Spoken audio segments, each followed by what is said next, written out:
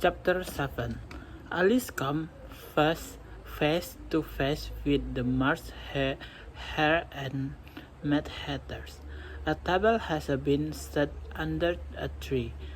Both the March Hare and Mad Hatter in a festive mood. They drink tea while the associate the Dormouse sleep at the table.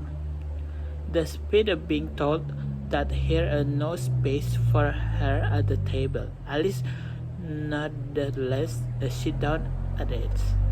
The March Hare offers Alice some wine, but there is none. Alice reprimands the March Hare for his incivility, in part rebuttal and part self-defense. The March Hare informed Alice that she too uncivil to sit down without an invitation. Soon, the Mad Hatters joined the conversation by informing Alice that she needed a haircut. When Alice got a Mad Hatter in his renewed rudeness, he responded with a riddle. He asked her, "Why is a raven like a writing desk?" Alice's answer instigated a long argument over semantics. When it's ended, they sit in silence until Mad Hatter asks the March Hare for the time. When he realized the March Hare watch is broken, the Mad Hatters get angry.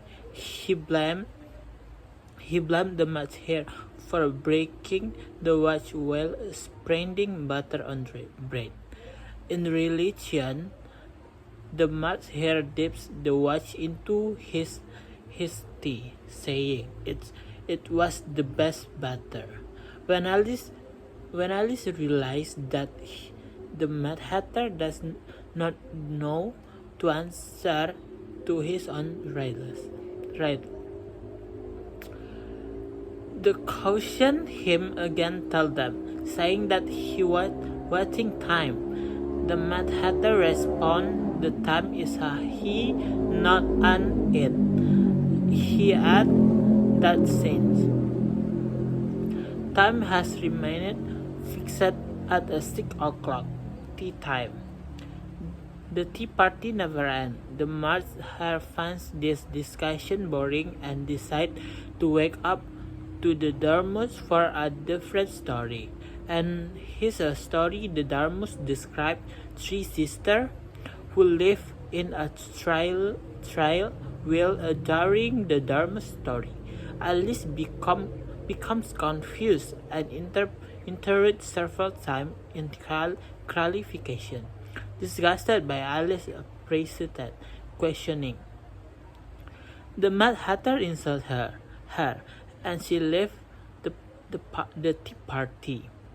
As she goes, she looks back the Mad Hatters and March Hare, noticing them stuffed to their mouths in a teapot.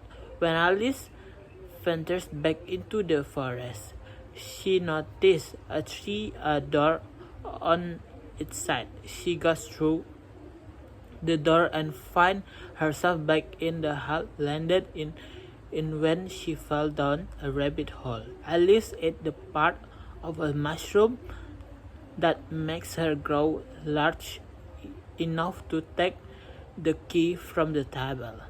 Then she ate the part of the mushroom that reduced her size enough to fit through the door to the beautiful garden.